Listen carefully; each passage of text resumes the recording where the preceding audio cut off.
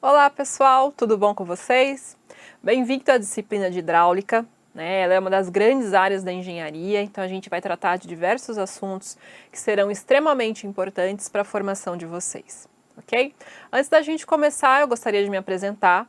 O meu nome é Ana Patrícia, eu sou engenheira civil de formação, eu sou mestre em engenharia civil e ambiental, focado principalmente na área de geotecnia, e atualmente estou no programa de doutorado, também em engenharia civil e ambiental, voltado ali para análise de risco, ok?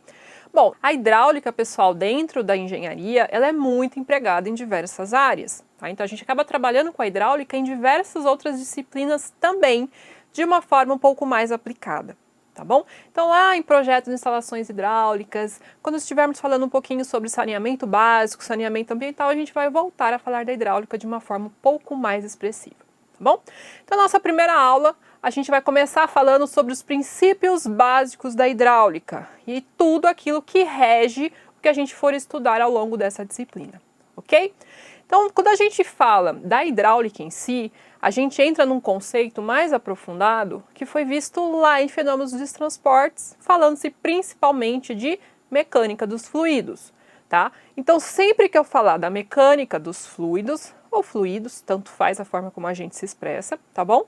Ela vai tratar ali do comportamento dos fluidos em repouso ou em movimento. Então, a partir de agora, a gente vai dividir a hidráulica em duas grandes áreas. Uma área que estuda os fluidos em repouso e uma área que estuda os fluidos em movimento, tá bom? Então, essa é a principal característica de divisão dentro da hidráulica. Em relação aos estudos mais específicos da mecânica dos fluidos, pensando nos fluidos de um modo geral, nós trabalhamos com a ação de fluidos sobre superfícies submersas, como por exemplo a atuação da pressão hidrostática em barragens. Trabalhamos ali com o equilíbrio de corpos flutuantes, né, principalmente pensando nas embarcações, e aqui a gente vai ter um conceito muito importante, que é o do empuxo. A gente vai estudar bastante sobre ele. Cálculo de instalações hidráulicas, pensando principalmente nas instalações de recalque, mas também estudaremos mais a fundo, principalmente a parte de dimensionamento de instalações hidráulicas, começando na hidráulica e dando continuidade na disciplina própria de instalações hidrossanitárias. Tá? Cálculo de máquinas hidráulicas, principalmente as máquinas conhecidas como bombas e turbinas, aquela que fornece energia e aquela que capta energia. Tá? Então a gente tem dentro da hidráulica ainda todas essas vertentes, além de outras também, como por exemplo a aerodinâmica, tá bom? Então a gente acaba estudando diversos conteúdos dentro da hidráulica que são fundamentais para a formação de um engenheiro.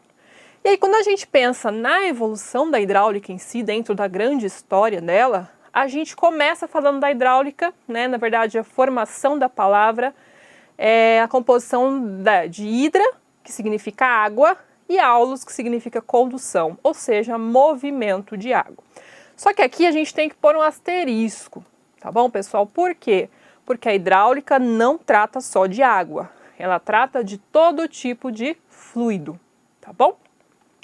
E aí, quando a gente pega a evolução, né, a gente começa a perceber que o estudo e a utilização de conceitos da hidráulica são muito antigos. Então a gente começa, por exemplo, pegando lá a história que vocês já viram na escola, tá? Então a gente começa lá na Mesopotâmia, na ordem, de 6.500 anos antes de Cristo, quando a gente tem aquela planície fértil entre os rios Tigre e Eufrates. Lembra disso da história? Então a gente tinha a utilização dessas grandes planícies alagadas justamente para a agricultura.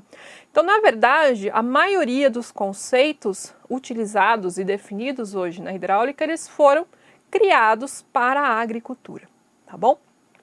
Quando a gente anda um pouquinho mais, aí a gente tem aquela grande planície do Rio Nilo, né, com aquelas áreas alagadas que permitiam os plantios mesmo em áreas desérticas. Tá? E a gente já data aí da ordem de 3.000 anos antes de Cristo. Falamos aí também um pouquinho da China, andando no tempo, tá? Na ordem de 1.500 anos antes de Cristo. E aí a gente sempre vai falar dos principais centros urbanos formados ao redor dos rios, ou ao redor desses leitos, desses cursos de água, tá? Não seria diferente na China, né? E a gente tem um dos principais rios formadores ali, das principais cidades na China, que é o Rio Amarelo, que também é extremamente importante para a agricultura na região, tá?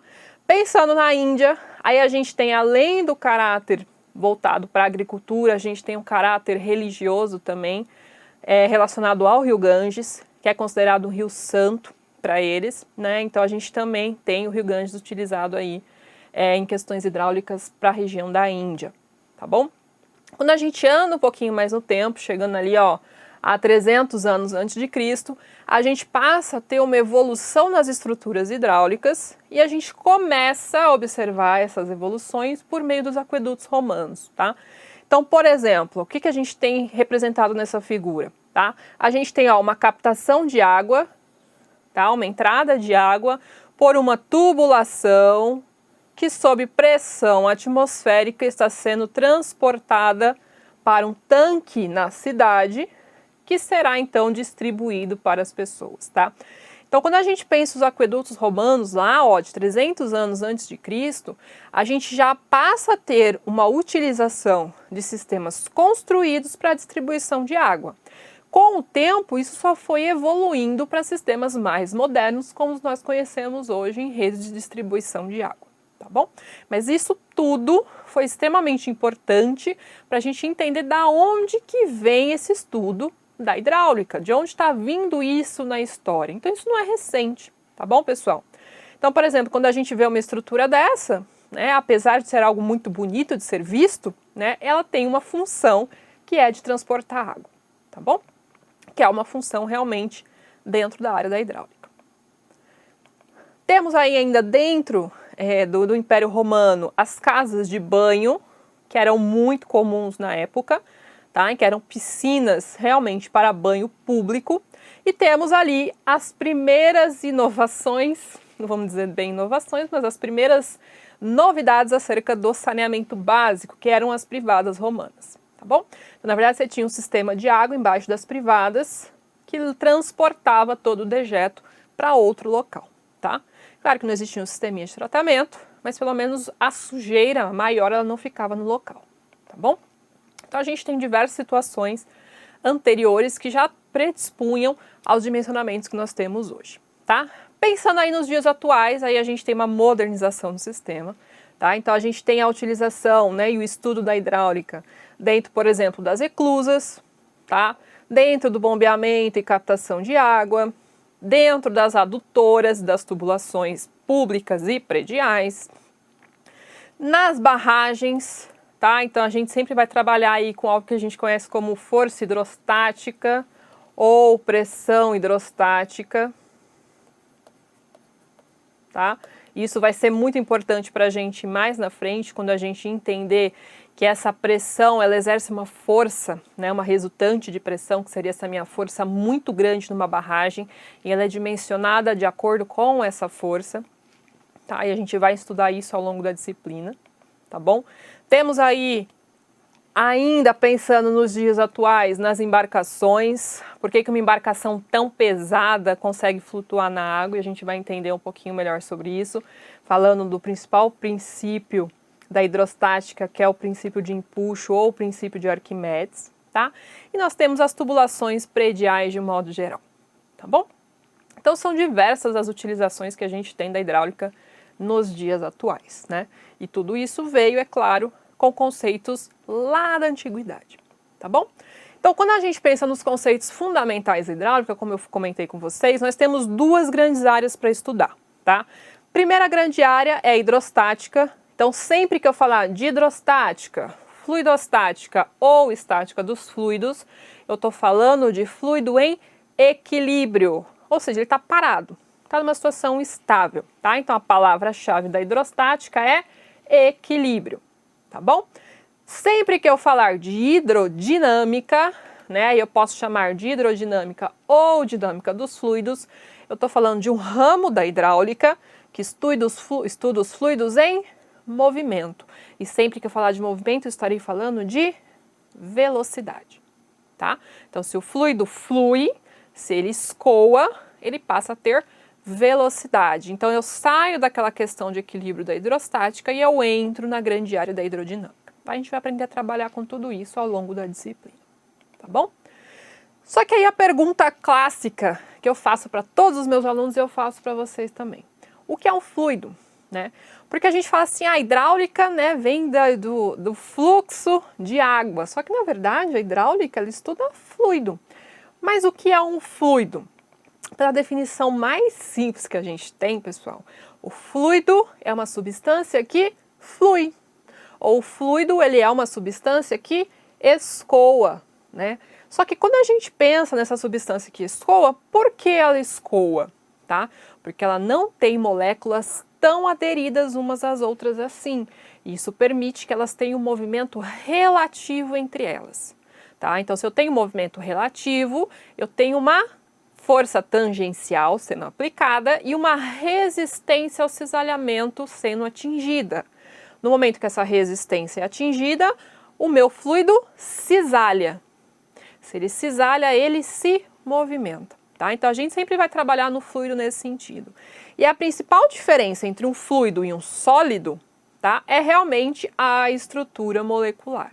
Ou seja, o arranjo das partículas que permite essa agregação entre uma partícula e outra. E aí um detalhe muito interessante é o seguinte, tá? A gente trabalha com os fluidos basicamente gases e líquidos, tá bom? Então esses são os principais fluidos que a gente trabalha. Mas existem situações em que um sólido ele pode ter o comportamento de um fluido. Quer ver um exemplo bastante clássico? Lama.